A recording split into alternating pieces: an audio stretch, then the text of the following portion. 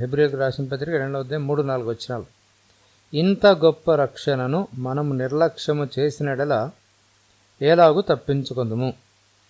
అట్టి రక్షణ ప్రభువు బోధించట చేత ఆరంభమై దేవుడు తన చిత్తానుసారంగా సూచక క్రియల చేతను మహత్కార్యముల చేతను నానా విధములైన అద్భుతముల చేతను వివిధములైన పరిశుద్ధాత్మ వరములను అనుగ్రహించుట చేతను వారితో కూడా సాక్ష్యమిచ్చుచుండగా వినిన వారి చేత మనకు దృఢపరచబడెను. ప్రార్థన చేసుకుందాం. ప్రేమ కలిగిన తండ్రి, యేసుక్రీస్తు వారి నామములో వందనాలు. వాక్యము దగ్గరికి తెచ్చారు. వాక్యము అయ్యున్న దేవుడు, వాక్యం ద్వారా మా హృదయాలతో మాట్లాడే దేవుడు, మా ఆత్మలతో మాట్లాడే దేవుడు, ఆత్మలో వెలుగును ఇచ్చే దేవుడు, ఆత్మలో ప్రభా సత్యములను బయలుపరిచే దేవుడు.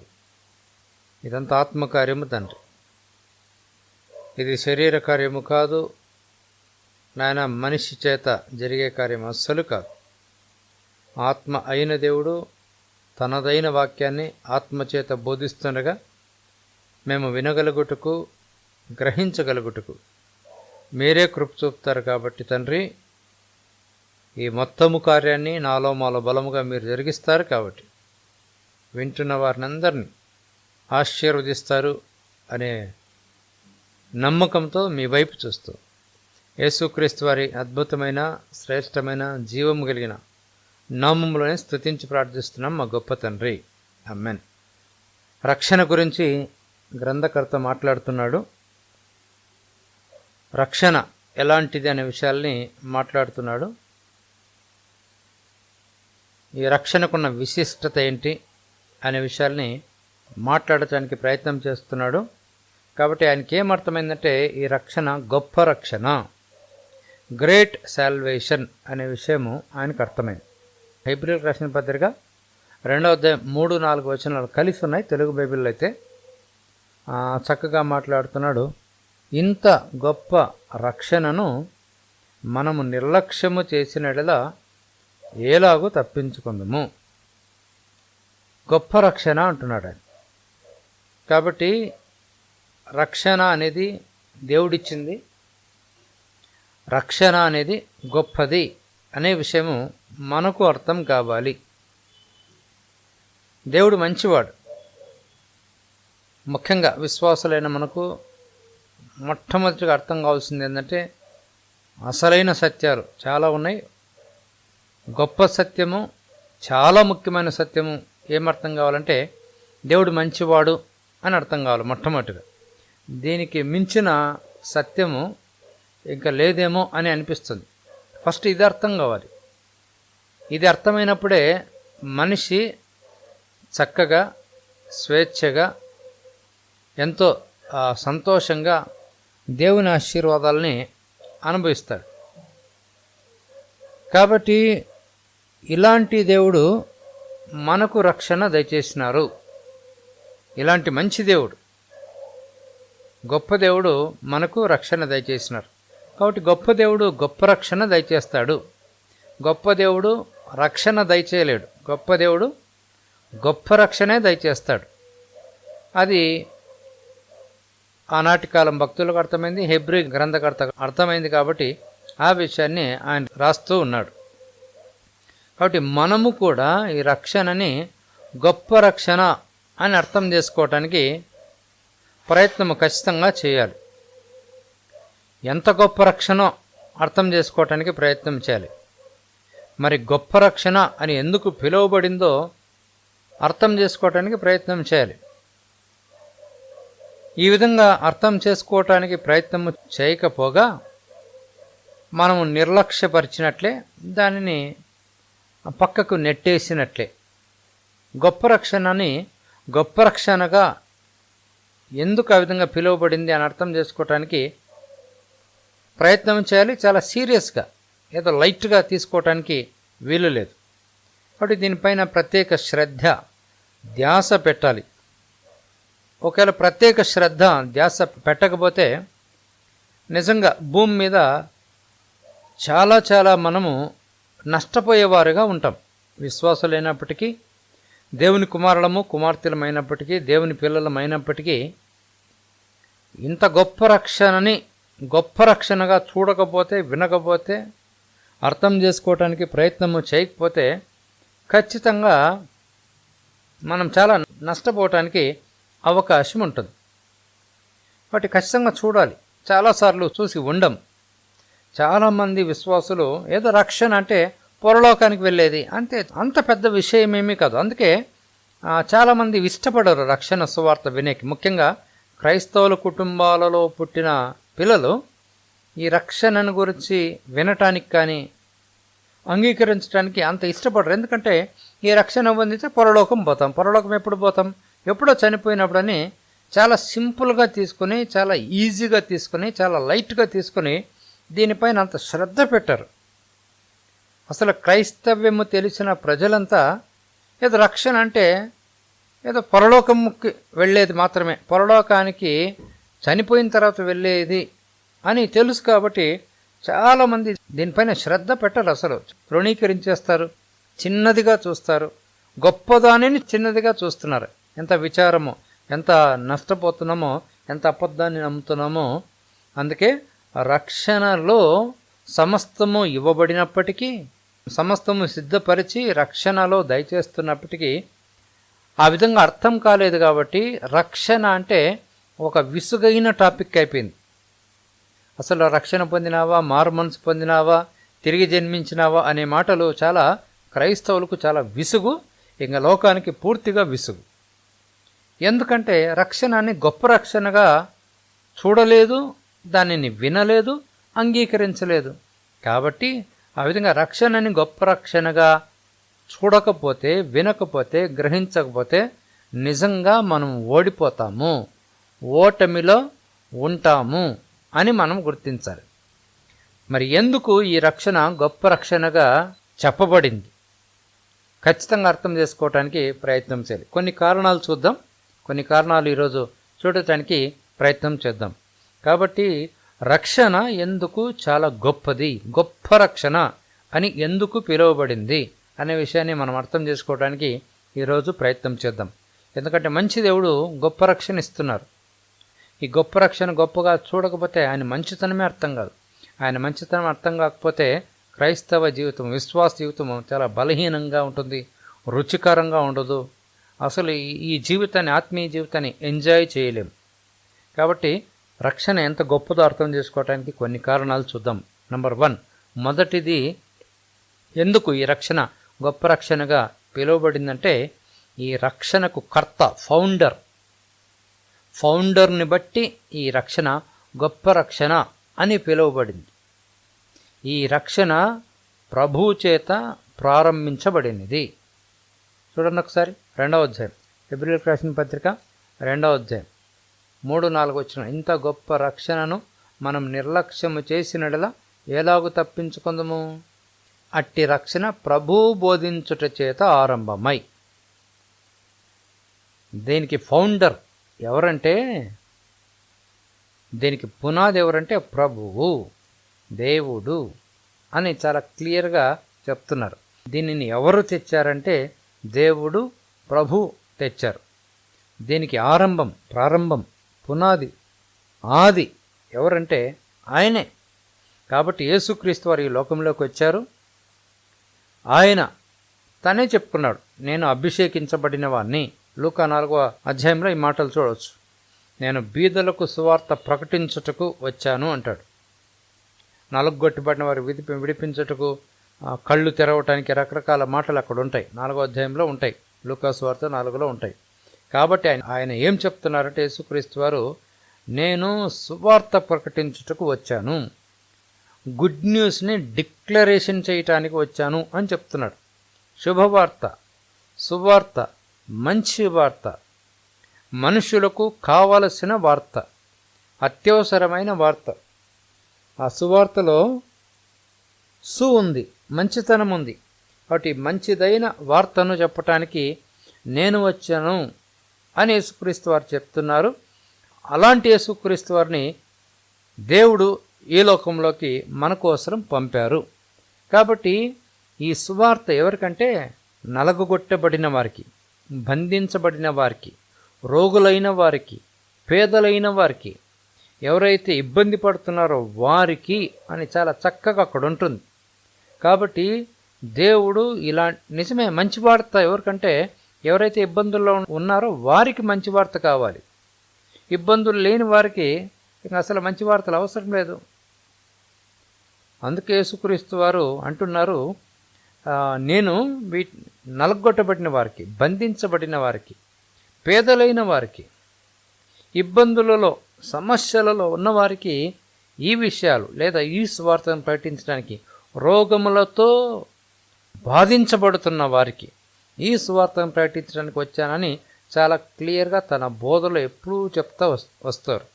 ఎప్పుడో ఒకసారి ఆర్గ్యుమెంట్ వేసుకుంటే, వాదన వేసుకుంటే, ఆరోగ్యం గల వారికి వైద్యుడు అక్కరలేదు అని క్లియర్గా చెప్తారు. నిజమే, అనారోగ్యం పెట్టుకొని కూడా నేను ఆరోగ్యవంతుణ్ణి అనేవాడిని హాస్పిటల్కి తీసుకెళ్ళలేం, డాక్టర్ దగ్గరికి తీసుకెళ్ళలేం. ఎవరైతే అనారోగ్యంలో ఉండి అనారోగ్యంగా ఉన్నానని గుర్తిస్తారో, ఎవరైతే పాపిగా ఉండి నేను పాపి అని గుర్తిస్తారో వారికి సువార్త అవసరం.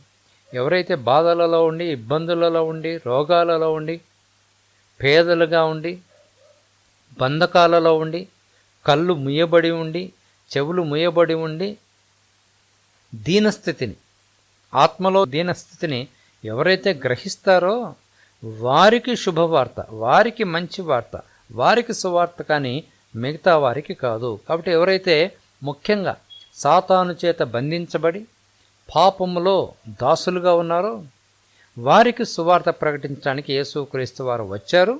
కాబట్టి యేసుక్రీస్తు వారు ఆ విధంగా సహాయం చేయటానికి వచ్చారు. ఇలాంటి ప్రజలకు ఎవరైతే తమ నిస్సహాయ స్థితిని గుర్తించారో, చీకటిలో ఉండి చీకట్లో ఉన్నామని గుర్తించే వారికి సహాయం చేయటానికి ఆయన అభిషక్తుడుగా ఈ లోకానికి వచ్చి ఆ బంధకాల నుంచి తెంచి, ఆ దాసత్వం నుంచి విడిపించి వారిని బాగు చేయుటకు యేసుక్రీస్తు వారు వచ్చారు.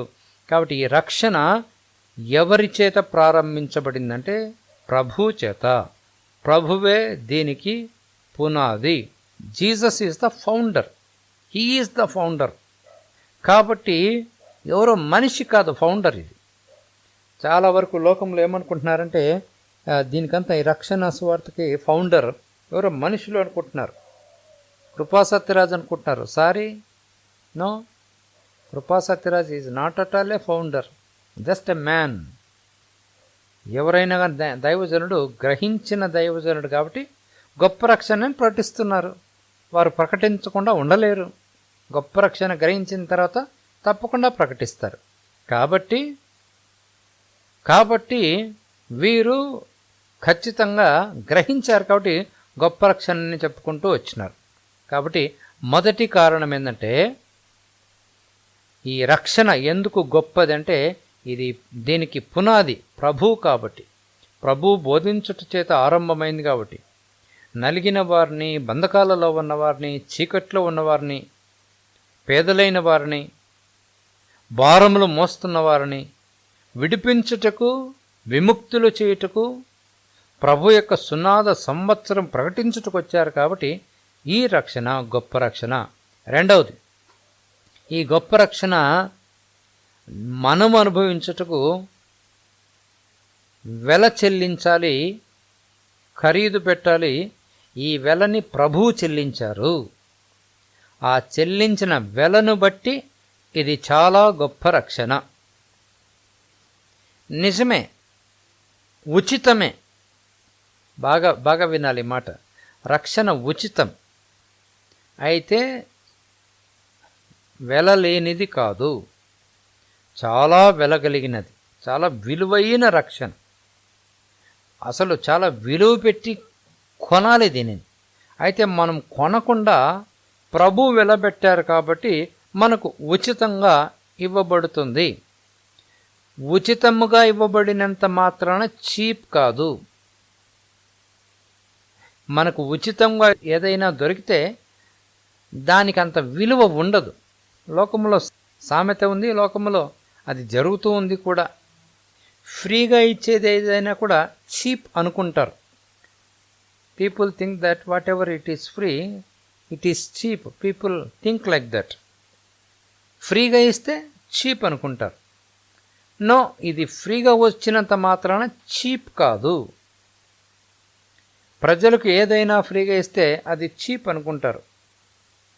ఎందుకు అనుకుంటారంటే దానికి విలువ లేదనుకుంటారు. ఉదాహరణకు ఒక బుక్ ఫ్రీగా ఇచ్చినామనుకోండి, అదే బుక్ కొనుక్కుంటే డబ్బు పెట్టి ఒక 200, 300 ఖచ్చితంగా చదివేస్తాం. అయితే అదే బుక్ని ఎవరైనా ఫ్రీగా ఇస్తే మనం చీప్గా దానిని లెక్కించి అది చదవము, 90% చదవము. దాంట్లో విలువైన విషయాలు లేవనుకుంటాం. వాళ్ళు అమ్మలేక మనకు ఇచ్చేశారు, ఫ్రీగా ఇచ్చేశారని చాలాసార్లు అనుకుంటూ ఉంటారు, అనుకుంటూ ఉంటాము కూడా. అందుకే విలువైన దానిని నేను అనుకుంటాను డబుల్ రేట్ పెట్టి అమ్మాలి. 50 రూపాయలు ఉంటే 100 రూపాయలు పెట్టి అమ్మాలి. ఖచ్చితంగా తీసుకుంటారు, ఖచ్చితంగా వెల పెట్టారు కాబట్టి ఖచ్చితంగా చదువుకుంటారు. బైబిల్ చాలా ఫ్రీగా అమ్మబడుతుంది కాబట్టి నిజమే, వాళ్ళు ఫ్రీగా వెళ్తే అందరూ చదువుకుంటారని వాళ్ళేమో తక్కువ రేటుకి ఇస్తుంటారు. నిజంగా బైబిల్ అంత రేటుకు రాకూడదు, చాలా కాస్ట్లీ. మీరు ఒకసారి లెక్కేసుకోండి, అన్ని 100 పేజీలు ఉండే ప్రింట్ చేసిన ఏ టెక్స్ట్ బుక్ అయినా కేవలం 160 రూపాయలు, 180 రూపాయలకు వస్తుందా? రాదే. అయితే ప్రజలు చదవాలని వాళ్ళు పెడితే ఫ్రీగా వస్తుంది కదా. ఇంకా కొన్ని చోట్ల ఫ్రీగా ఇస్తూ ఉంటారు. ముఖ్యంగా ఈ న్యూ టెస్ట్మెంట్లు, ఈ గిడియన్ మినిస్ట్రీ వాళ్ళు ఫ్రీగా ఇస్తున్నారు. ఫ్రీగా ఇస్తున్నారు కాబట్టి దాన్ని చీప్గా లెక్కేస్తున్నారు ప్రజలు. వాళ్ళు ఫ్రీగా ఇస్తేనా చదువుకుంటారని వాళ్ళు మంచి మనసుతో ఆలోచిస్తే ఫ్రీగా వచ్చిందని బైబిల్ చదవట్లేదు. ముఖ్యంగా క్రైస్తవులైన మనము, రక్షణ పొందిన మనం, ముఖ్యంగా ప్రభు బిడ్డలై బలలో చేయి వేసేవాళ్ళు వారానికి ఒక్కసారి ముట్టని వాళ్ళు కొలలు. ఎందుకంటే చీప్గా ఫ్రీగా వచ్చింది కదా, చీప్ అనమాట. బైబిల్ ఫ్రీనే, దేవుడిచ్చిన రక్షణ కూడా ఫ్రీగా వచ్చింది కాబట్టి చాలా చీప్గా లెక్కేస్తున్నాము. అయితే విశ్వాసులుగా ఈ మాట విన్నాక రక్షణ ఉచితమే కానీ చీప్ కాదు, చాలా కాస్ట్లీ, చాలా వెల పెట్టబడింది అని గుర్తించాలి. కాబట్టి లోకపు ఆలోచన ఏంటంటే ఏదైతే ఉచితంగా ఇస్తారో దానికి విలువ ఉండదు, దానికి రెస్పెక్ట్ ఉండదు, దానికి కనీస మర్యాద కూడా ఇవ్వరు. ఈరోజు రక్షణ పొందిన చాలా లక్షల కోట్ల మంది రక్షణ అంటే చీప్ అనుకుంటున్నారు. ముఖ్యంగా క్రైస్తవుల గృహాలలో ఉండే పిల్లలు రక్షణ అంటే ఇంకా మరీ చీప్గా లెక్కేస్తున్నారు. Sorry, yes, it is free, but it is not cheap, it is very costly. చాలా దానిని మనం గుర్తించాలి. ఇది చీప్ కానే కాదు, చాలా విలువైనది, చాలా చాలా అత్యుత్తమ విలువ కలిగినది. కాబట్టి ఖచ్చితంగా దీనిని, ఇలాంటి రక్షణని మనకున్న సమస్త ఆస్తి పెట్టినా కూడా కొనలేం.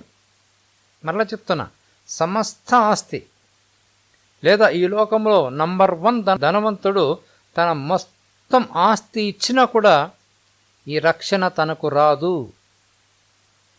అలాంటి రక్షణ నీకు నాకు ఉచితముగా వచ్చింది.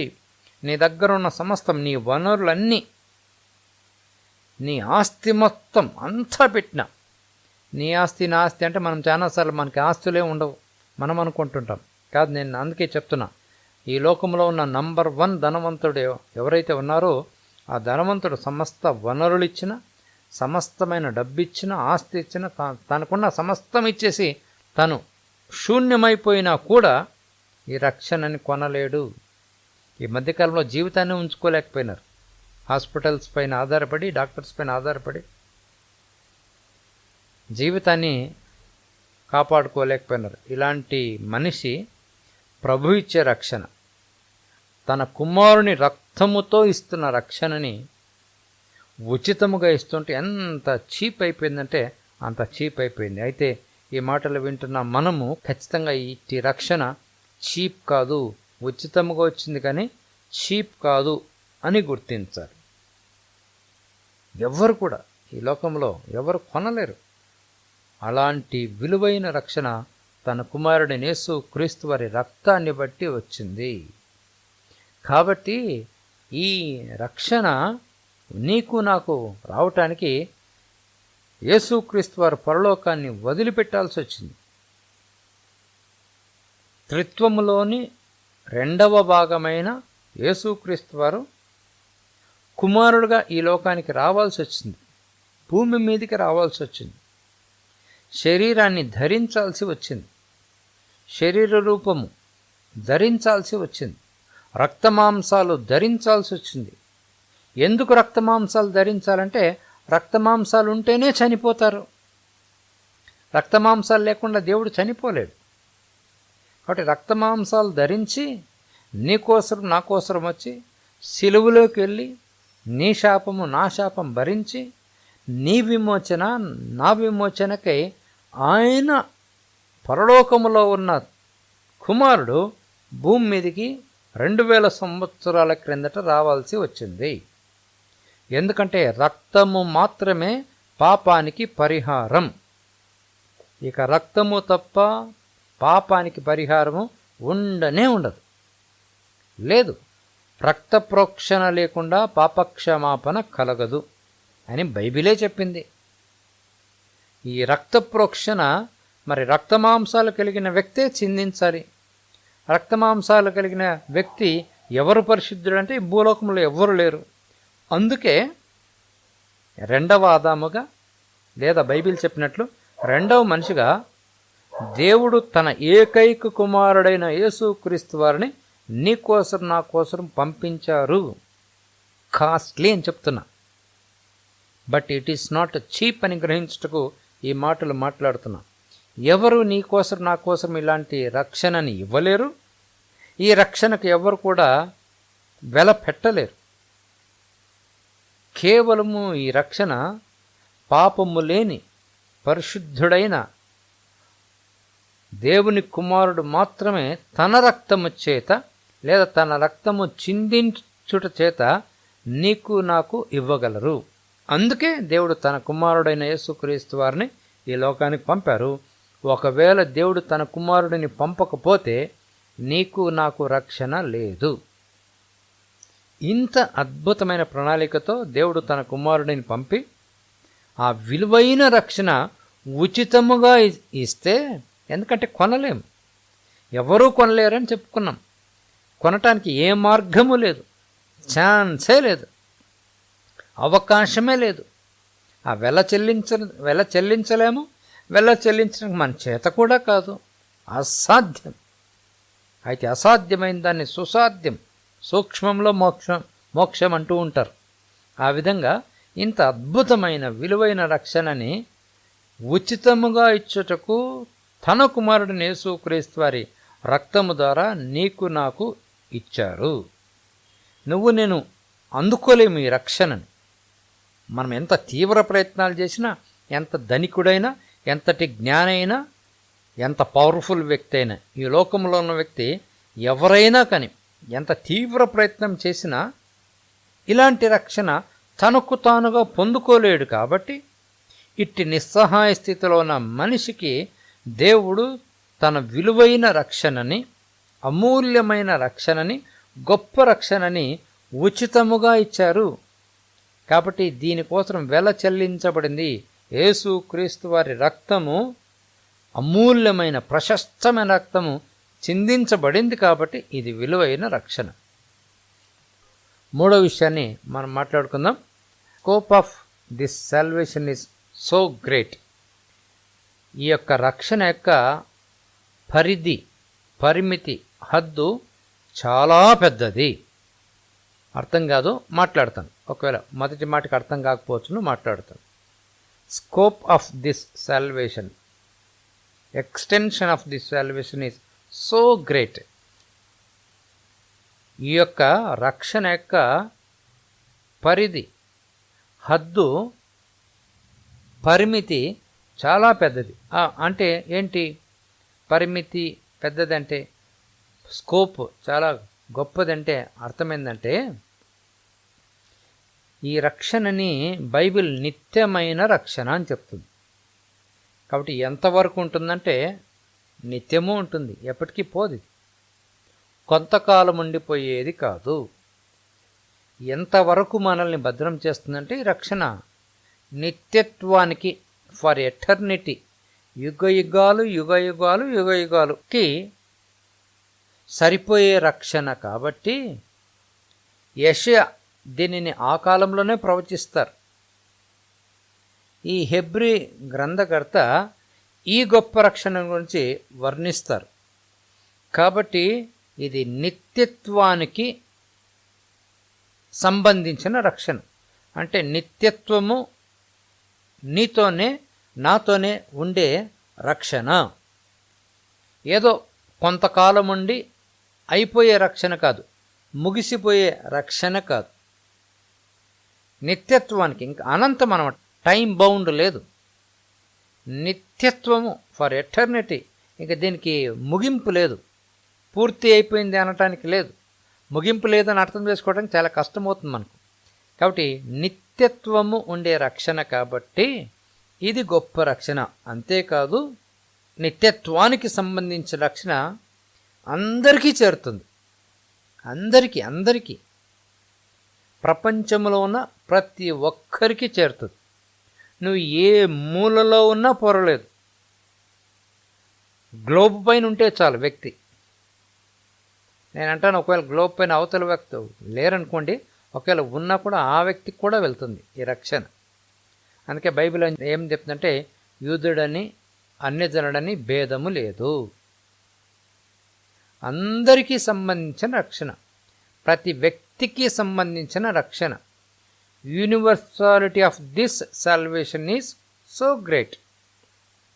కాబట్టి ఇట్ ఈస్ యూనివర్సల్, సార్వత్రికమైనది. అంటే అందరికీ సంబంధించింది, ఏదో కొందరికి సంబంధించింది కాదు. అందుకే పరిమితులు దాటి, హద్దులు దాటి, రంగుతో నిమిత్తం లేకుండా, జాతితో నిమిత్తం లేకుండా, తెగతో నిమిత్తం లేకుండా అన్ని దేశాలకి వెళ్తుంది. గొప్ప విషయం ఇది. ప్రపంచంలోన ప్రతి దేశానికి వెళ్ళింది, వెళ్తూ ఉంది, వెళ్ళి అక్కడ రక్షణ కార్యం జరుగుతూ ఉంది. హద్దులు లేని రక్షణ, పరిమితి లేని రక్షణ. ఇక్కడికే ఇంత మట్టుకే ఉంటుందనిలే. నంబర్ 1. మూడో విషయంగా ఎటర్నిటీకి, నిత్యకాలానికి సంబంధించిన రక్షణ. అంతేకాదు అందరికీ సంబంధించిన రక్షణ. కులము, మతము, తెగ, జాతి, దేశము, ఈ సంబంధాలు లేకుండా అన్నిటినీ దాటేసి వెళ్తుంది. అందుకే ముఖ్యంగా భారతదేశంలో అందరూ రక్షించబడుతున్నారు. ప్రతి తెగ, వారు ఎవరైనా సరే, ధనికుడైనా పేదవాడైనా, ముఖ్యంగా కులమత సంబంధం లేకుండా, జాతితో సంబంధం లేకుండా, కేవలం భారతదేశమే కాదు ప్రపంచమన్నంతటికి ఇది వెళుతుంది. కాబట్టి అందరూ రక్షించబడుతున్నారు. ప్రపంచంలో ప్రతి చోట, ప్రతి దేశంలో చదవగలిగిన ప్రతి చోటుకి వెళ్ళిపోయింది. ప్రతి గ్రామంలో కనీసం ఒక మనిషి అయినా రక్షణ కలిగిన వ్యక్తి ఉన్నారు అనటానికి ఏమాత్రం సందేహించాల్సిన పనే లేదు. కాబట్టి మానవ హద్దులు దాటి మానవుల దగ్గరికి వెళ్తుంది. ముఖ్యంగా ఎవరైతే వద్దనుకుంటున్నారో వారి దగ్గరికి విచిత్రంగా వెళ్తూ ఉంది.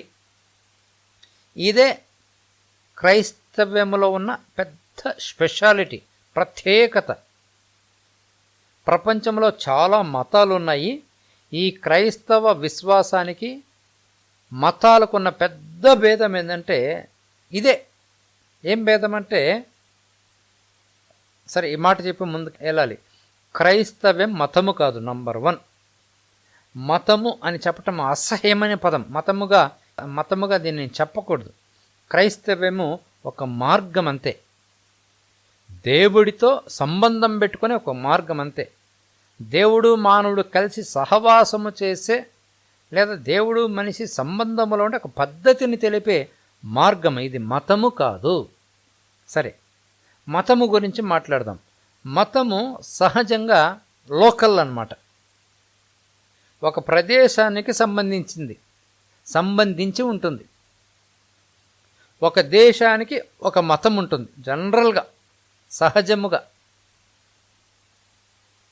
అందుకే మేము ఈ దేశం నుంచి వచ్చినాము, మా మతం ఇది అని చెప్తూ ఉంటారు చాలా దేశాల వాళ్ళు. కాబట్టి ఆయా దేశాలకు వెళితే ఆయా దేవుళ్ళు దేవతలు మనం చూడవచ్చు. భారతదేశంకి ఒకటి, లేకుంటే ఇంకొక దేశానికి ఒకటి లోకల్ గాడ్స్ ఉంటారు, లోకలీ రైజ్డ్ గాడ్స్ ఉంటారు, దేవతలు ఉంటారు, వాళ్ళు ప్రేమించే దైవములు ఉంటారు. వాళ్ళకి వీళ్ళు మారుతూ ఉంటారు. ఆ దేశానికి వెళ్తే ఒక రకమైన దేవతలు ఉంటారు, ఇంకొక దేశానికి వెళ్తే ఇంకొక రకమైన దేవతలు ఉంటారు. ప్రపంచంలో చాలా దేశాలు ఉన్నాయి. ఆయా దేశాలకు వెళ్తే ఆయా దేవతలు మారుతూ ఉంటారు. ఆ దేశంలో కూడా వాళ్ళు ఇక్కడ ఉండరు, ఒకవేళ ఉండొచ్చు ఒకరిద్దరు, కానీ వాళ్ళు వీళ్ళు సమానంగా మాత్రం ఉండరు. వాళ్ళకు వేరే వీళ్ళకు వేరే. ఇది మతం అన్నమాట. మతం ఎప్పుడు లోకల్. ఆయా జాతుల వారు, ఆయా తెగల వారు ఒక గుంపుగా చేరి ఇది మా దేవుడు, ఇది మా దైవం, ఇది మా దేవత అని పెట్టుకుంటూ ఉంటారు. కాబట్టి మతం ఎప్పుడు లోకల్, ఆ కొద్ది భాగానికి చెందినది మతం. ఒకవేళ మతాన్ని పెద్దగా చూస్తూ వస్తే ఆ దేశం మట్టుకు వ్యాపించి ఉంటుంది. కొన్నిసార్లు ఏమైందంటే ఆ దేశంలోనే ఒక మూలలో ఉండిపోతుంది ఆ మతం. కొన్నిసార్లు మహా పెద్దగా విస్తరించిందంటే ఆ దేశంలో ఆ మతము ఆ దేశం మట్టుకు ఒకవేళ విస్తరించవచ్చు. దేశము దాటిపోవటానికి అవకాశం ఉండదు మతానికి. అయితే క్రైస్తవ్యం మతము కాదు, ఇది పద్ధతి, దేవుని పద్ధతి. దేవుని మానవుడు కలుసుకోవటానికి దేవుడు ఏర్పాటు చేసిన మార్గము. కాబట్టి మతము దేశము దాటి వెళ్తుందని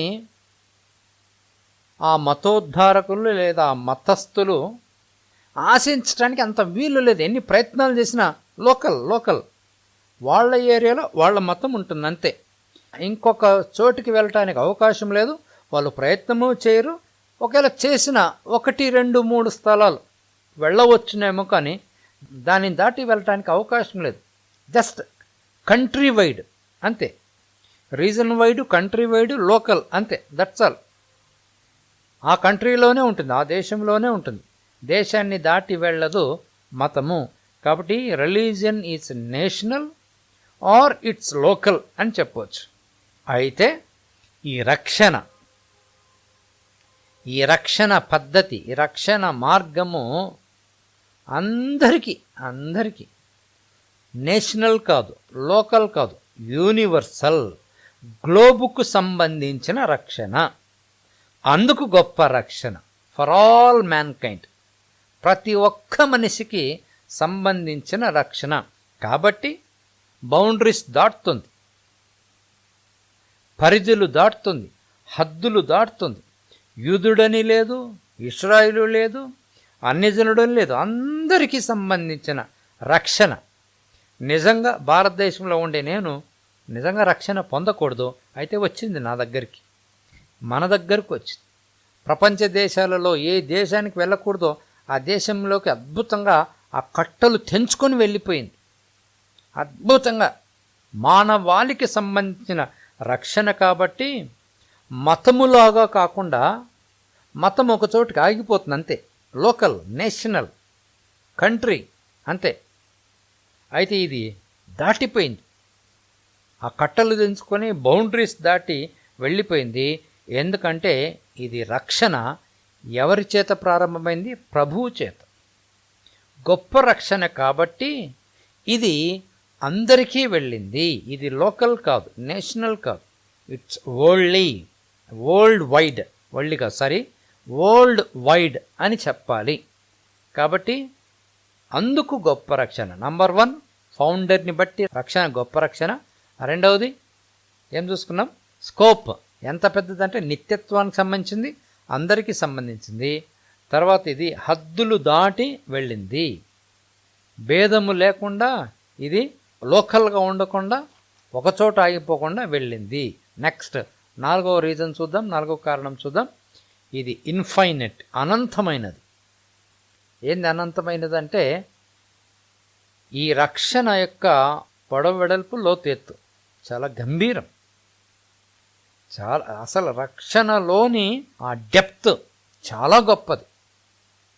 రక్షణలో ఎంత లోతుంది, ఎంత ఎత్తు ఉంది, ఎంత పొడవు ఉంది, ఎంత వెడల్పు ఉంది, ఎలాంటి విమోచన అని లెక్కించుటకు అస్సలు ఎవరి చేత కాదు, అసాధ్యం. అట్టి ప్రేమ చేత ఏర్పాటు చేయబడిన రక్షణ ఇన్ఫైనెట్, అనంతమైన రక్షణ. దీనిని పౌలు రాస్తూ ఉంటాడు తన ప్రార్థనలో. ఏం రాస్తూ ఉంటాడు?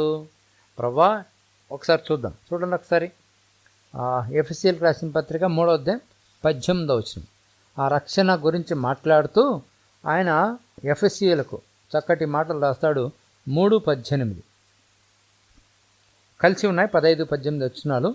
మీరు అంతరంగ పురుషునందు శక్తి కలిగి ఆయన ఆత్మ వలన బలపరచబడినట్లుగాను, క్రీస్తు మీ హృదయంలో విశ్వాసం ద్వారా నివసించినట్లుగాను తన మహిమైశ్వర్యం చొప్పున మీకు దయచేయాలని, మీరు దేవుని సంపూర్ణత యందు పూర్ణులగునట్టుగా ప్రేమ యందు వేరుపారి స్థిరపడి సమస్త పరిశుద్ధులతో కూడా దాని వెడల్పు, పొడుగు, లోతు, ఎత్తు ఎంతో గ్రహించుకోవటానికి, జ్ఞానమునకు మించిన క్రీస్తు ప్రేమను తెలుసుకోవటానికి తగిన శక్తి కావాలి, తగిన శక్తి గలవారు కావాలని ప్రార్థిస్తున్నాడు. కాబట్టి ఈ రక్షణ ప్రేమతో వచ్చిన రక్షణ, ఈ రక్షణ గ్రహించుటకు, ఈ రక్షణ అసలు చాలా లోతైన సబ్జెక్ట్ అని చెప్పుకోవాలి. Infinite subject. ఎంత లోతైందంటే, ఎంత గంభీరమైందంటే చెప్పటానికి, వర్ణించడానికి అసఖ్యమైనది. అలాంటి రక్షణ, ఈ రక్షణలో దేవుని ప్రేమ కనబడుతుంది. సరే, ప్రేమ అనే పదం గురించి కొంచెం మాట్లాడాలి.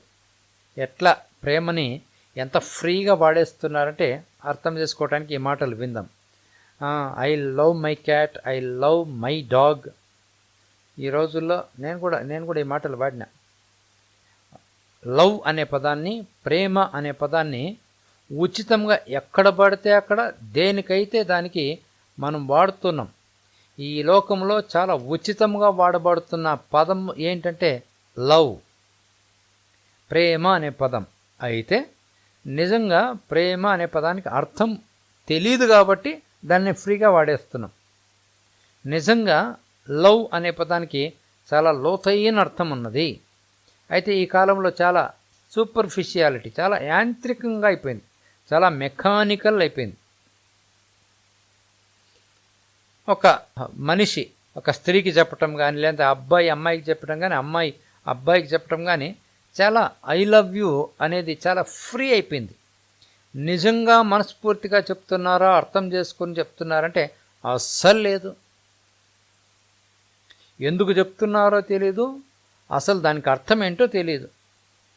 చాలా వరకు ఎక్కువ శాతము ప్రేమ అనే పదము ఉచితముగా అర్థం లేకుండా వాడబడుతూ ఉన్నది.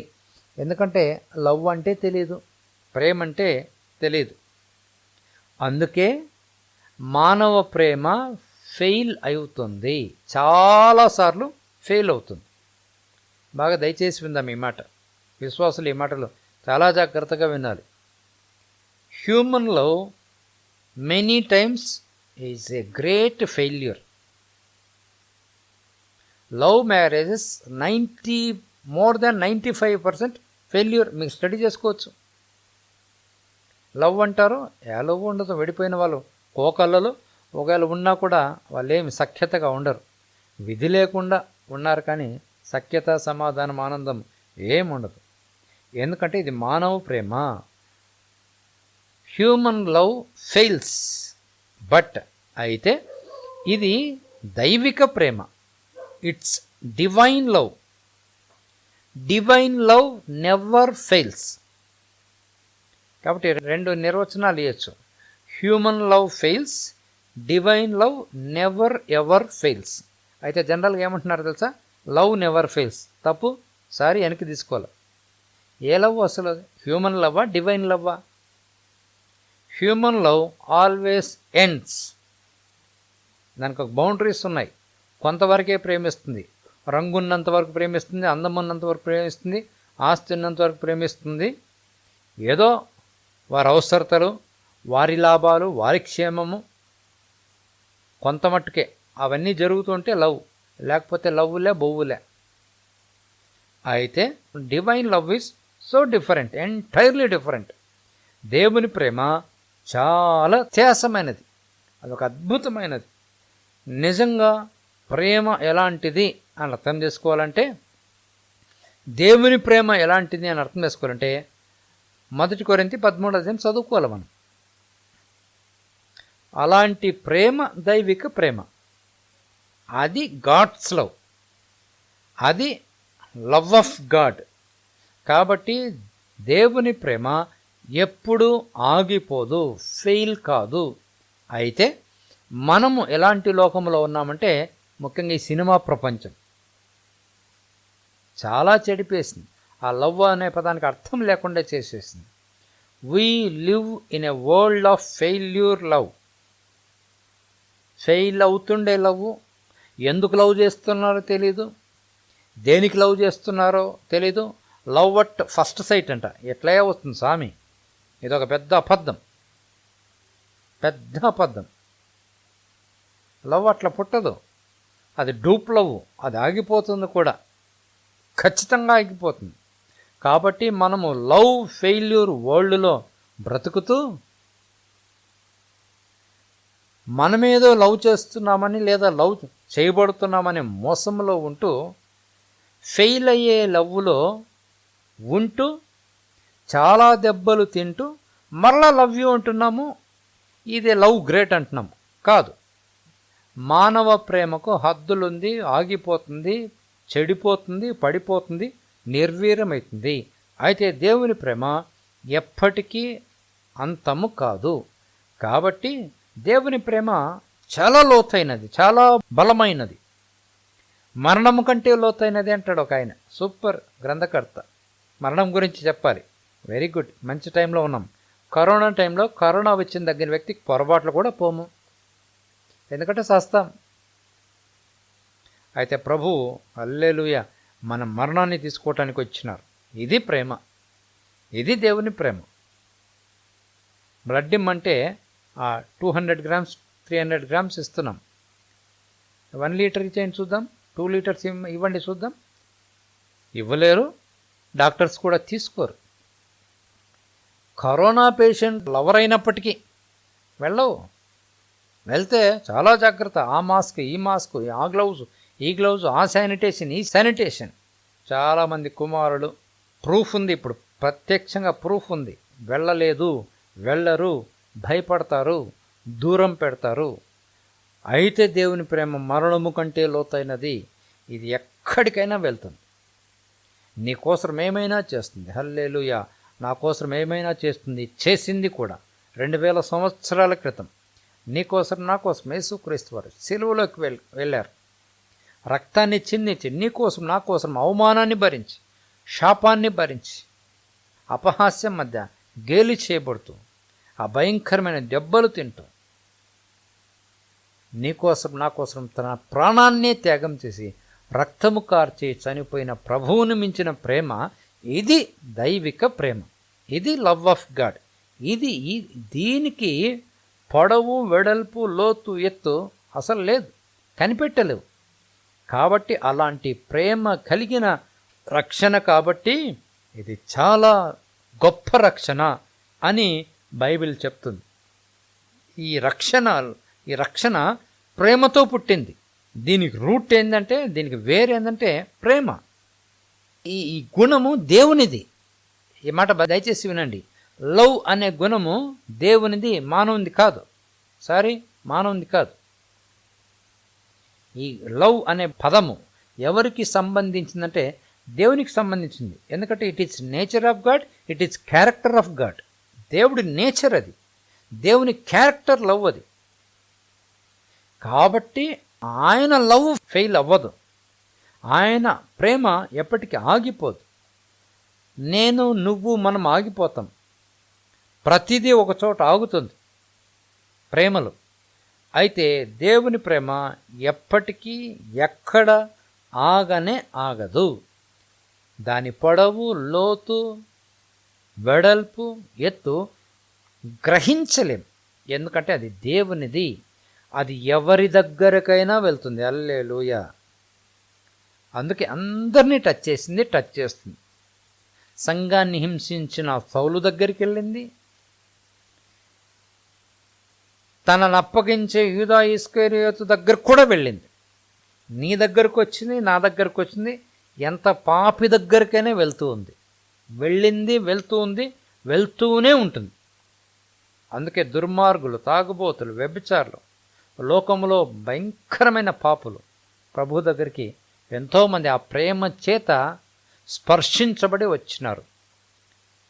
ఈ ప్రేమతో ప్రారంభమైన రక్షణ కాబట్టి, ఈ రక్షణకు అసలు మూలం ఏంటంటే ప్రేమ. కాబట్టి ఈ ప్రేమ ఫోర్ డైమెన్షనల్. పొడవు ఉంది, వెడల్పు ఉంది, లోతు, ఎత్తు ఉంది. ఇమ్మెజరబుల్. నువ్వు కొలవలేవు. దీనికి పరిమితి లేదు. దీనికి బాటం లేదు, హైట్ కూడా లేదు. ఎక్కడ ఎండ్ లేని రక్షణ. మానవ మేధస్సుకు మించిన రక్షణ. నువ్వెక్కడ ఉన్నా కూడా నీ దగ్గరికి వెతుక్కుంటూ వచ్చిన రక్షణ. అరణ్యంలో ఒంటరిగా ఉన్న నీ దగ్గరకు వచ్చిన రక్షణ, నా దగ్గరకు వచ్చిన రక్షణ, భారతదేశంలో మూలలో ఉండే నా దగ్గరకు వచ్చిన రక్షణ. ఆశీర్వదిస్తుంది, ప్రేమిస్తుంది, అనంతమైన ప్రేమతో ప్రేమిస్తుంది, హద్దులు లేకుండా ప్రేమిస్తుంది, ఎక్కడ ఒక చోటికి ఆగదు. అందుకు ఈ రక్షణ గొప్పది. ఇలాంటి రక్షణ అద్భుతమైన రక్షణ కాబట్టి, ఈ ప్రేమ రక్షణ కాబట్టి ఇది చాలా చాలా విలువైనది. అది నంబర్ 4. నంబర్ 5, దీనికి సోర్స్, అసలు ఆధారం ఎవరంటే ఇట్ ఈస్ డివైన్ సోర్స్. దేవుడే దీనికి ఆధారం. అసలు ఎక్కడి నుంచి వచ్చింది రక్షణ? దేవుని నుంచి వచ్చింది. అందుకే రక్షణ యెహోవాది అని బైబిల్ చాలా ఘంటాపథంగా చెప్తుంది. Salvation belongs to the lord అని చెప్తుంది. కాబట్టి సాల్వేషన్ అనే పదము మానవునిది కాదు. మానవుడు అన్నీ కాపీ అండ్ పేస్ట్ చేస్తున్నాడు. దేవుడిది రక్షణ. కాబట్టి దీనికి ఆధారం ఎవరంటే, దీనికి సోర్స్ ఎవరంటే దేవుడే. మానవుడు కనిపెట్టితే వచ్చింది కాదు. మానవుడు ఒక మూలలో కూర్చొని ఏదో ధ్యానించి, ఏదో ఊహించి, మానవుడు దేవుని దగ్గరికి ఎలా పోవాలి, లేదా చనిపోయిన తర్వాత మానవుడు పరలోకానికి ఎలా వెళ్తాడని ఏదో ఊహించి రాస్తే రాయబడిన రక్షణ కాదు బైబిల్లో ఉండేది. నోను. చాలాసార్లు బైబిల్ గురించి కొన్ని విమర్శలు, మీ వాళ్ళయా మీకు మీరు కలిసి మీకు మీరు రాసుకున్నారని చెప్తుంటారు. మనిషి కనిపెట్టి, మనిషి తన మేధాశక్తితో ఊహించి రాసిన కథ కాదు రక్షణ. దీనికి ఆధారం దేవుడు. దేవుడు రక్షించాలనుకున్నాడు. దేవుడు రక్షణ కార్యాన్ని కనిపెట్టారు. దేవుడు తన రక్షణ కార్యాన్ని యేసుక్రీస్తు ద్వారా కనిపెట్టినారు. కాబట్టి ఇదొక తత్వము కాదు. దీనికి ఆధారము మనిషి కాదు, దేవుడే. దేవుడే వచ్చి దేవుడే తనను తాను పరిచయం చేసుకుంటాడు. అద్భుతం ఇది. God himself reveals to man. తనను తాను దేవుడు చూపించుకుంటాడు. తన ప్రేమని పరిచయం చేసుకుంటాడు. దేవుడే తన ప్రేమని పరిచయం చేసుకుంటాడు. కాబట్టి దీనికి ఆధారం ఎవరంటే, దీని సోర్స్, ఈ రక్షణకు ఆధారం సోర్స్ ఎవరంటే దేవుడే. కాబట్టి ఇది గొప్ప రక్షణ అని పిలువబడుతుంది. నెక్స్ట్, ఈ రక్షణని ఎవరు కన్ఫర్మ్ చేశారు? 6th point. దీనిని ఎవరు దృఢపరిచారు, ఎవరు అప్రూవ్ చేశారు అంటే, ఇది దేవుడు అప్రూవ్ చేస్తున్న, దేవుడు కన్ఫర్మ్ చేస్తున్న రక్షణ. నిజమే, ప్రభువు బోధించట చేత ఆరంభమైంది. ప్రభువు ప్రకటించారు. ప్రభు దానిని బోధిస్తూ వచ్చినారు.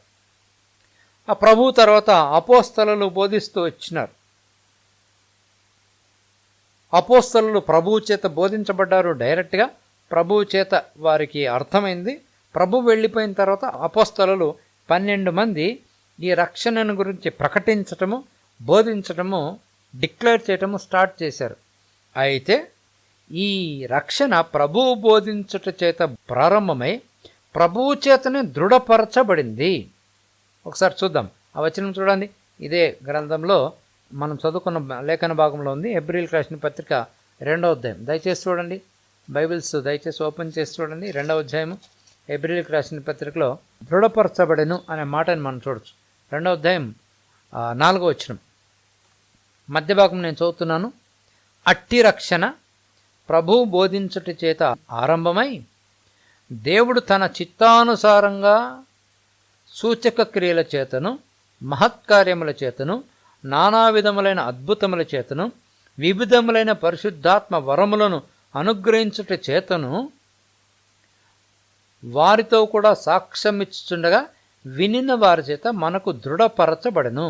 రక్షణ ప్రభువు చేత దృఢపరచబడింది. దృఢపరచబడింది ప్రభువు చేత. ఎట్లా? 4 కార్యములు. ఒకటేంటి? సూచక క్రియలు. 2వది మహత్కార్యములు. 3వది నానా విధములైన అద్భుతాలు. 5వది వివిధములైన పరిశుద్ధాత్మ వరములు అనుగ్రహిస్తారు. సింపుల్గా అర్థం చేసుకోవాలంటే యేసుక్రీస్తు వారు రక్షణని బోధించారు. ఎవరైతే అంగీకరించారో వారిలో ఈ 4 కార్యాలు జరుగుతూ వచ్చినాయి. సూచక క్రియలు జరిగినాయి, మహత్కార్యాలు జరిగినాయి, తర్వాత అద్భుతాలు జరిగినాయి, పరిశుద్ధాత్మ వరములు అనుగ్రహించబడ్డారు. యేసుప్రభు టైంలోనే కాదు, యేసుప్రభు వెళ్ళిపోయిన తర్వాత అపోస్తలులను ప్రారంభించారు, ప్రకటించారు. వారు బోధిస్తుండగా, రక్షణని బోధిస్తుండగా వినిన ప్రజలు ఎవరైతే అంగీకరించినారో ఆ ప్రజల్లో ఈ 4 కార్యాలు జరుగుతూ వచ్చినాయి. ఇవి సాక్ష్యం ఇచ్చాయి. కాబట్టి రక్షణ ఊరికే బోధించబడి వదిలివేయబడలేదు. రక్షణ బోధించబడింది. రక్షణతో పాటు కార్యములు కూడా జరుగుతూ వచ్చినాయి. కాబట్టి బలమైన దేవుని కార్యమని ప్రజలు గ్రహించుటకు దేవుడు రకరకాలుగా దీనిని దృఢపరుస్తూ వచ్చినారు. అద్భుతాలు చేస్తూ, సూచక క్రియలు చేస్తూ, మహత్కార్యాలు చేస్తూ, రకరకాల పరిశుద్ధాత్మ వరములు అనుగ్రహిస్తూ దీనిని ప్రభువు ఈ విధంగా సాక్ష్యమిస్తూ దృఢపరుస్తూ వచ్చారు. కాబట్టి ఈ రక్షణ చాలా గొప్ప రక్షణ. దృఢపరచబడింది. ఆ 4 కార్యముల చేత దృఢపరచబడింది. కాబట్టి ఈ రక్షణ గొప్ప రక్షణ.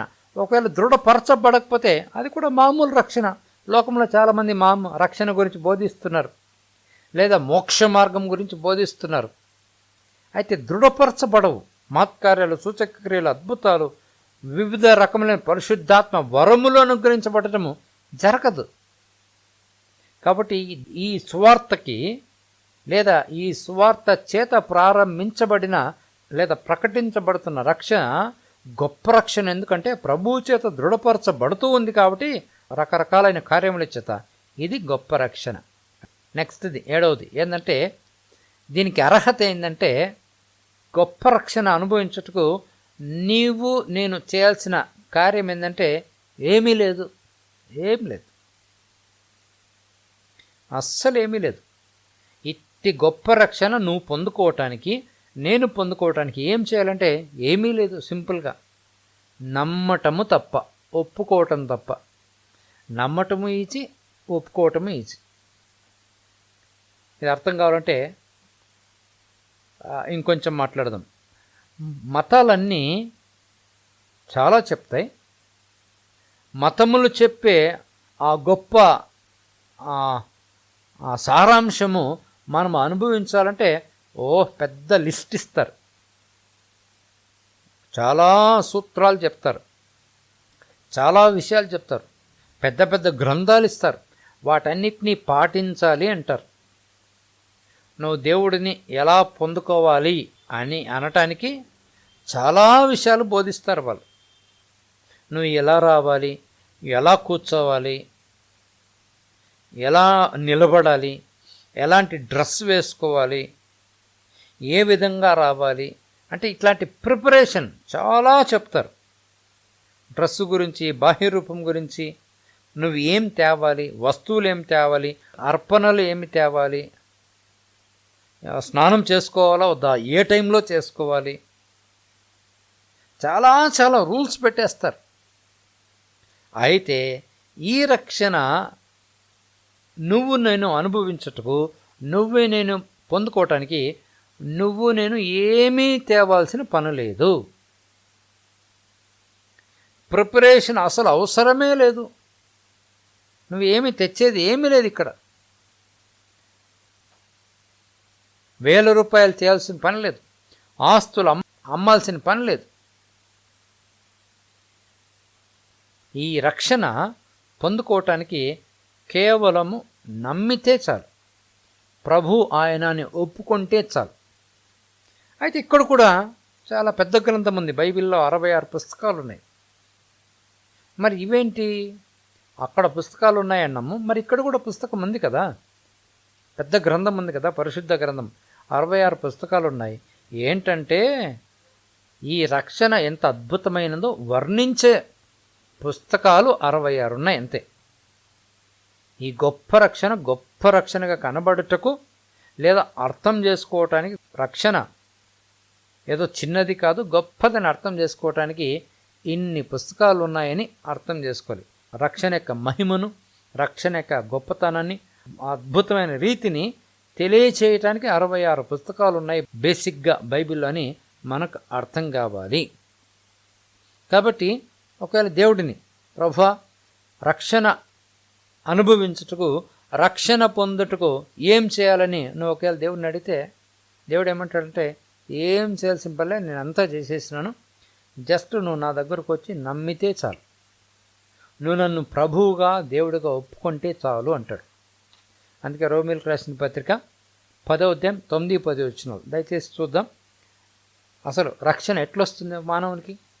రక్షణ అనుభవించుటకు, పొందుకోవటానికి మనిషి ఏం చేయాలని పౌలు నీట్గా చక్కగా రాస్తున్నాడు. రోమీయులకు రాసిన పత్రిక.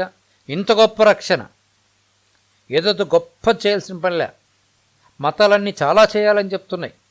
ఏదైనా ఒక్కటి ఫెయిల్ అయితే ఇంక అంతే, అవుట్ అంటున్నాయి. పర్ఫెక్ట్గా చేయాలంటున్నాయి.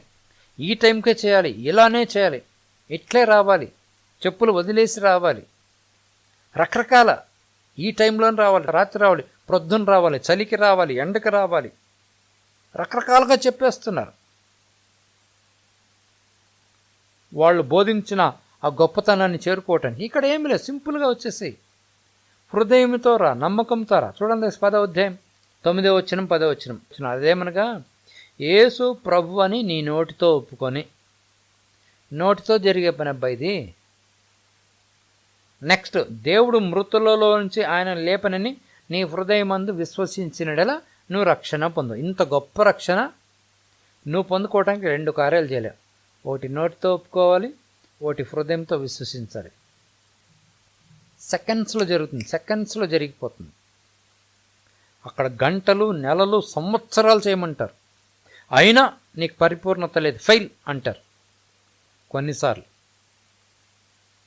అందుకే మతానికి ప్రభు రక్షణకి చాలా భేదం ఉంది. అందుకు ఇది గొప్ప రక్షణ, ఉచితముగా వచ్చిన రక్షణ. నువ్వు చేయాల్సిన పని ఏమీ లేదు. 10వ వచనం చూడండి. ఎలాగనగా నీతి కలుగునట్లు మనుషుడు హృదయంలో విశ్వసించును. నీతి ఎట్లొస్తుందంటే విశ్వాసంతో వస్తుంది. అబ్బా, అక్కడ నీతి రావడానికి ఏమేమో చేస్తున్నారు. నెక్స్ట్, రక్షణ కలుగునట్లు నోటితో ఒప్పుకొనును. సింపుల్. హృదయంతో విశ్వసించుట, నోటితో ఒప్పుకొనుట. అద్భుతం. ఇంకొంచెం అర్థం కావాలంటే ముందుకు రండి. 8వ వచనం చూడండి ఒకసారి. 8వ వచనం, అదే అధ్యాయం 8వ వచనం. అదేమని చెప్తున్నది? వాక్యము నీ యొద్దను, నీ నోటను, నీ హృదయంలోనూ ఉన్నది, అది మేము ప్రకటించే విశ్వాస వాక్యమే. అంటే ఇట్లాంటి వాక్యాన్ని నువ్వు నోటితో ఒప్పుకోవాలి, హృదయంతో విశ్వసించాలి. ఎక్కడో పోల్సిన పనిలే, జస్ట్ నీ మొహంలోనే ఉంది, నీ మూతిలోనే ఉన్నది, నీ నోట్లోనే ఉన్నది. బా, ఆల్రెడీ నీ నోటిలో ఉన్న రక్షణని నోటితో ఒప్పుకుంటే చాలు, హృదయంతో విశ్వసిస్తే చాలు. ఇంత అద్భుతమైన రక్షణ. కాబట్టి దీనికి రక్షణ కావాలి అని అప్లికేషన్ పెట్టుకోవాలంటే పెద్ద రాయాల్సిన పనిలే, గంటల తరబడి ఏమేమో చెప్పాల్సిన పనిలే. నమ్మితే చాలు, విశ్వసిస్తే చాలు. ఏం నమ్మాలి? యేసు ప్రభు అని నమ్మాలి, యేసుక్రీస్తు వారు దేవుడని నమ్మాలి. రెండవది, మృతులలో నుంచి ఆయన తిరిగి లేచాడని హృదయంతో విశ్వసించాలి. నోటితో పని, హృదయంతో పని, రక్షణ వచ్చేస్తుంది. కాబట్టి దీనికి అర్హత, దీన్ని పొందటానికి చాలా సింపుల్ పని చేస్తారు. కాబట్టి ఇది గొప్ప రక్షణ. ఏమేమో చేయాల్సిన పనిలా సింపుల్గా జస్ట్ దేవుడి దగ్గరికి వచ్చేది, ప్రభు దగ్గరికి వచ్చి, యేసయ్యా నువ్వు ప్రభుని నమ్ముతున్నాను, నువ్వు నా కోసం చనిపోయి తిరిగి లేచావు, మృతులలోంచి బయటకు వచ్చావు, నువ్వు సజీవుడని హృదయంతో విశ్వసిస్తే చాలు. ఇది రక్షణ అని, ఉచితమైన రక్షణ అని చెప్పబడింది. ఇలాంటి రక్షణ ఉచితము అనుగ్రహించబడింది. ఎఫెసీయులకు రాసిన పత్రిక చూద్దాం, ఒక మాట చూసి ముగించుకుందాం. ఎఫెసీయులకు రాసిన పత్రిక 2వ అధ్యాయం. ఎఫెసీయులకు రాసిన పత్రిక, దయచేసి బైబిల్స్ ఉంటే తీయండి ఓపిక్గా.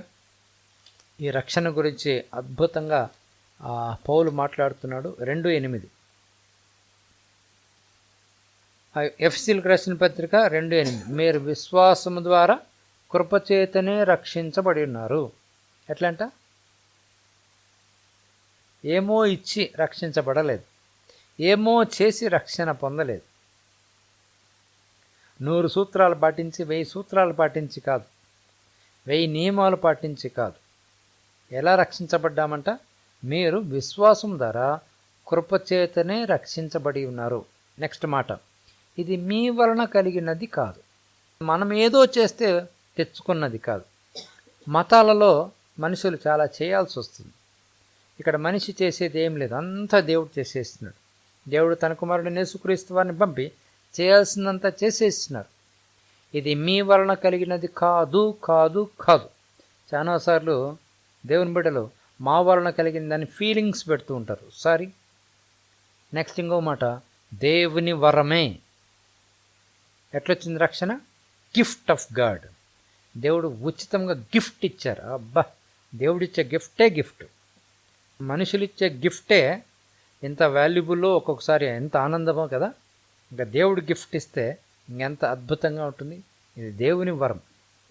So it is a gift from God. So it is great salvation because it was given by God as a gift to the man freely. It was called a great salvation. Next 9వ వచనం చూడండి, అది క్రియల వలన కలిగినది కాదు, నువ్వేదో క్రియలు చేసి తెచ్చుకున్నది కాదు, కనుక ఎవడు అతిశయపడ వీలు లేదు. కాబట్టి ఎట్లొచ్చింది? నీ క్రియలతో సంబంధం లేకుండా, నా క్రియలతో సంబంధం లేకుండా ఉచితముగా వరము గిఫ్ట్ ఆఫ్ గాడ్. మీరు కృప చేత రక్షణ పొంది ఉన్నారు. కృప, దేవుని కృపను బట్టి రక్షణ. అయితే ఇంకొక మాట ఉంది 8వ వచనంలో, బై ఫెయిత్ త్రూ గ్రేస్ అని ఉంటుంది ఇంగ్లీష్లో. ఈ మాటలు 2 చూద్దాం ఒకసారి. బై ఫెయిత్ త్రూ గ్రేస్, కృపచేతనే రక్షణ విశ్వాసము చేత. చాలాసార్లు ఈ వచనము చదివి ఏమనుకుంటామంటే, దేవుడు కృపనిచ్చినారు, అద్భుతం, దేవునికి స్తోత్రం అంటారు. అయితే విశ్వాసం మనం తెచ్చుకున్నట్టు ఫీల్ అయిపోతుంటారు. విశ్వాసం సారీ, ఇది కూడా దేవుడిచ్చిందే. అందుకే ఆ మాట వెంటనే ఇది దేవుని వరము అన్నాడు. రెండిటికీ కలిపిన పదం అది. ఇంకొకసారి చూద్దాం, 2:8 చూడండి. మీరు విశ్వాసం ద్వారా కృపచేతనే రక్షించబడి ఉన్నారు. కృప మాత్రమే దేవుడిచ్చాడని, విశ్వాసం మనం తెచ్చుకున్నదని చాలాసార్లు విశ్వాసులు ఫీల్ అయిపోతూ ఉంటారు. కాదు, అట్లా చెప్పాల్సిన పని లేదు. మీరు కృపచేత రక్షించబడి ఉన్నారు అని చెప్పవచ్చు. అయితే విశ్వాసం ద్వారా అనే పదం కలపబడింది కాబట్టి విశ్వాసం కూడా దేవుడిచ్చిందే అని మనం అర్థం చేసుకోవాలి. ఇది మీ వలన కలిగినది కాదు అంటే విశ్వాసమైన కృపైన 2 మీ వలన కలిగినవి కాదు, దేవుని వరము. విశ్వాసము దేవుని వరమే, కృప కూడా దేవుని వరమే. కొంతమందికి కన్ఫ్యూజ్ వచ్చేసి ఉంటుంది. నిజమేనా? కృప మాత్రమే కదా దేవుని వరము, విశ్వాసం కూడా దేవుని వరమా అని కొంతమంది ఆలోచిస్తూ ఉంటారు. నిజంగా కృప దేవునిదని, కృప గురించి దేవుడు చెప్పుకోవాల్సిన పని లేదు. తెలుసు కృప దేవుడి నుంచి మాత్రమే వస్తుందని. మరి దేవుడు ఎందుకు చెప్తున్నంటే ఇది దేవుని వరమే అని ఎందుకు చెప్తున్నంటే, కృప మాత్రమే కాదు, కృపతో కూడా విశ్వాసము కూడా దేవుడే ఇచ్చారు కాబట్టి ఆ మాట ఆ విధంగా కలపబడింది. సరే, కొంచెం అర్థం చేసుకోవడానికి ప్రయత్నం చేద్దాం. రోమీయులకు రాసిన పత్రిక 5వ అధ్యాయం చూస్తే, మనం పాపులమై ఉండగా, అవిధేయులమై ఉండగా, శత్రువులమై ఉండగా, బలహీనులమై ఉండగా దేవుడు ఈ రక్షణ మనకు దయచేసినారు. 4 రకాలుగా వర్ణించారు మనిషిని. పాపులమై ఉండగా, అవిధేయులమై ఉండగా, శత్రువులమై ఉండగా, బలహీనులమై ఉండగా అని. నిజమే, పాపులమని ఒప్పుకుంటున్నాం, అవిధేయులని ఒప్పుకుంటాం, శత్రువులమని ఒప్పుకుంటున్నాం. అయితే బలహీనులు అంటేనే మనమేదో శారీరకంగా బలహీనం అనుకుంటాం.